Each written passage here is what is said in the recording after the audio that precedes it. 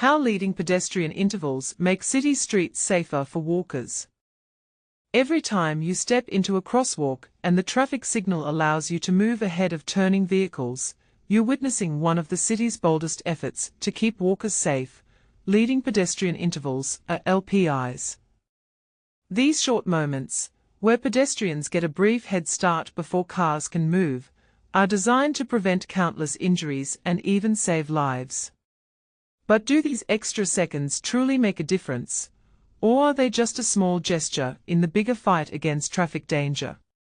And this is the part most people miss. The debate over their real-world impact is far from settled. Data transparency and availability. One of the cornerstones of trustworthy research is data transparency. In this study, the researchers tapped into multiple public sources to assemble a rich, multi-layered view of New York City's pedestrian safety landscape. Anyone interested can access these datasets for themselves. For instance, granular records on every single motor vehicle collision in NYC since 2012 can be found in the NYC Open Data Motor Vehicle Collisions crashes file. This includes details about the date, location, and circumstances of crashes. But that's not all.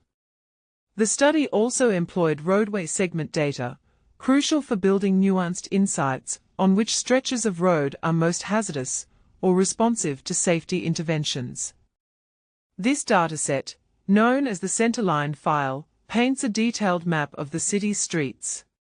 Meanwhile, publicly available logs of where and when LPIs and turn traffic calming measures were installed allowed the researchers to examine the effect of these interventions at a fine scale and over time. For those eager to reproduce or expand this research, all generated data and the code scripts, in both Stata and R, are available on Zenodo. No paywalls, no hidden files, full transparency for curious citizens, policymakers, or fellow scientists. Reference points, building on global and local knowledge. Safety for pedestrians isn't just a local concern, it's a global issue. This article builds upon a robust foundation of prior research, including international analyses like the Global Burden of Disease Study 2019, sweeping reviews of pedestrian traffic injury patterns across continents, and key U.S. databases such as the National Highway Traffic Safety Administration's Fatality Analysis Reporting System and the CDC's injury databases. Localized insights from the Vision Zero movement, substantial city-level investments, such as New York's recent $900 million commitment to safer streets, and field studies from major cities like Toronto and New York feed directly into this evaluation. Curious about what actual changes look like? Media reports in the New York Times highlighted LPIs giving real New Yorkers a noticeable head start on city streets, while technical reports from Toronto and Oregon review both benefits and challenges of systematically introducing LPIs. Studies evaluated not only the reduction in collisions and injuries, but also how road design and traffic patterns affect outcomes, reminding us that the effectiveness of LPIs doesn't play out the same way in every city or every intersection. Research support and acknowledgements. Behind this research stands a committed and diverse team. Support came from renowned public health institutions such as the Centers for Disease Control and Prevention and the National Institutes of Health, affirming both the project's rigor and its relevance to national safety goals. Importantly, the personal views expressed belong to the authors themselves, not to the CDC or NIH. Team and author contributions. The study's design was conceived by Sadesh Zaidi and Christopher N. Morrison, with analysis by Zaidi and data curation supported by Leah E. Roberts. Methodology was a collaborative effort among several team members. Administrative groundwork was handled by Roberts and Bushover, and overall project supervision and funding stewardship fell to Morrison. Each co-author played a key role in reviewing and refining the manuscript, showcasing the collaborative spirit at the heart of high-impact research. A note on competing interests. Transparency extends beyond data to potential conflicts of interest. SZ holds leadership and advisory roles with several research organizations and health initiatives globally. However, these roles are unrelated to the study's content, and the other authors have declared no competing interests. Peer review and rights. This article underwent rigorous peer review, with thanks extended to both named and anonymous reviewers for their critical insights.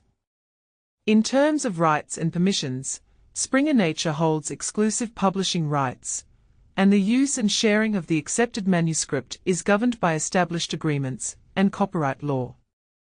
Challenge for the curious: do you think LPIs are enough? Here's where it gets controversial. LPIs are celebrated for their promise, but is giving pedestrians just a few seconds head start really addressing the roots of urban traffic safety, especially in cities with aggressive driving cultures or physical road designs that put walkers at risk? Or are they a crucial first step in changing both driver behavior and city planning one signal at a time? Weigh in.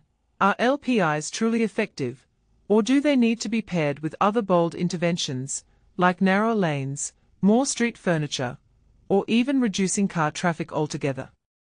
Could there be unintended consequences, such as risking confusion or complacency at busy intersections? Let us know your perspective below. Do you think LPIs are the future of pedestrian safety, or just one tool among many needed for our cities to thrive? For citation, data access, and further information, detailed reference links, author credentials, and documentation are available in the article and its online supplements. How longer pedestrian head starts/injuries by 33% in NYC.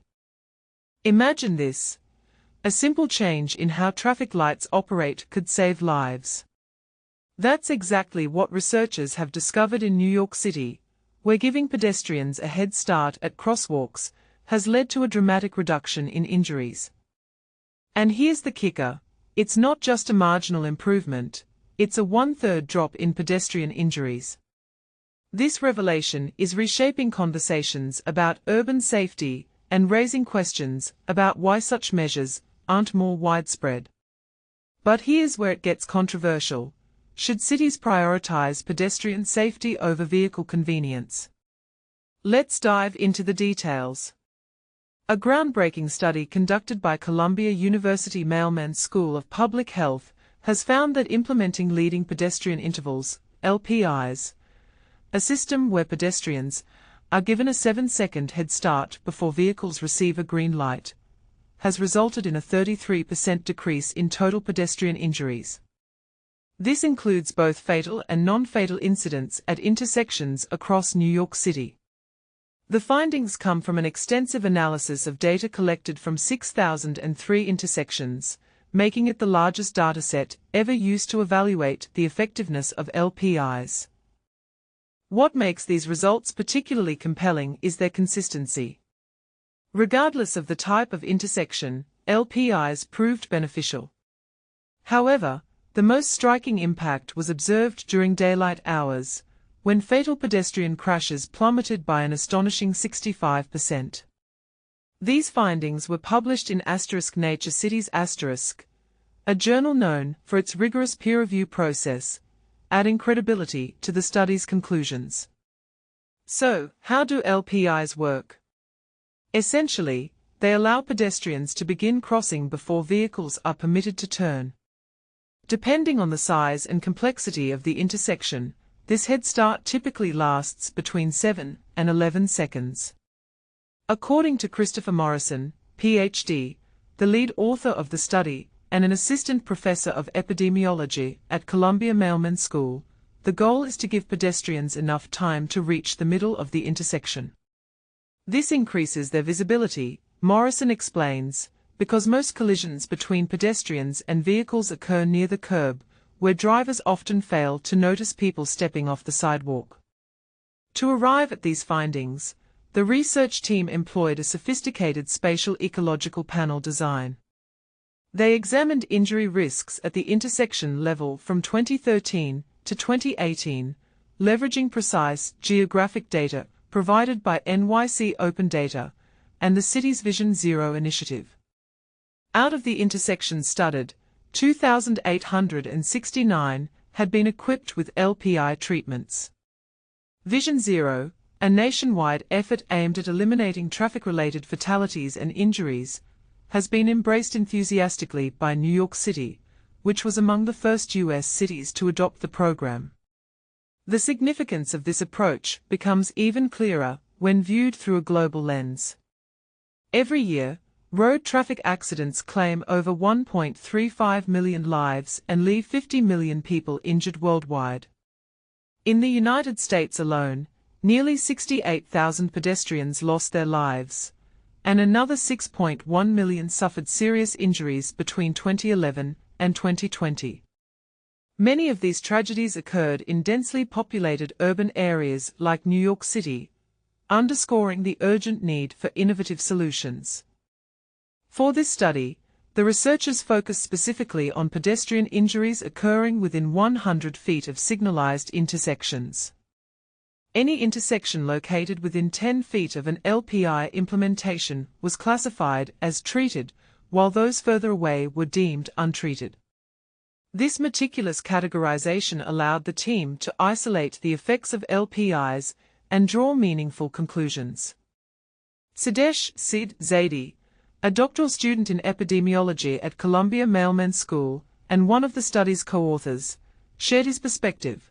As someone who calls New York City home, I find it reassuring to know that initiatives like LPIs, spearheaded by the NYC Department of Transportation, are making our streets safer for pedestrians. He emphasized the importance of accessible and cost-effective interventions in urban planning. Morrison echoed this sentiment, pointing out that LPIs are among the most affordable and scalable traffic safety measures available. A mere 7-second delay for drivers might seem minor, he said, but for pedestrians, it can mean the difference between life and death. Our research demonstrates that LPIs are effective and should be implemented more broadly. Joining Morrison and Zaidi on the research team were several other contributors from Columbia University Mailman School of Public Health, including Leah Roberts, Brady Bushover, Ariana Gabord, Christina Merenbard, Carolyn Fish, Xiang Gao, Evan Eschlerman, and Dana Goen. Their collective expertise helped ensure the study's robust methodology and reliable outcomes. If you're curious to learn more, the full study titled Effectiveness of Leading Pedestrian Intervals for City Walkers' Safety is available in Nature City Star. You can access it via DOI 10.1038 S 44284-025-00267-1 or directly on the journal's website. Now, let's open the floor for discussion. Do you think LPIs should become mandatory in all major cities? Or do you believe there are better alternatives for improving pedestrian safety? Share your thoughts in the comments below. We'd love to hear from you.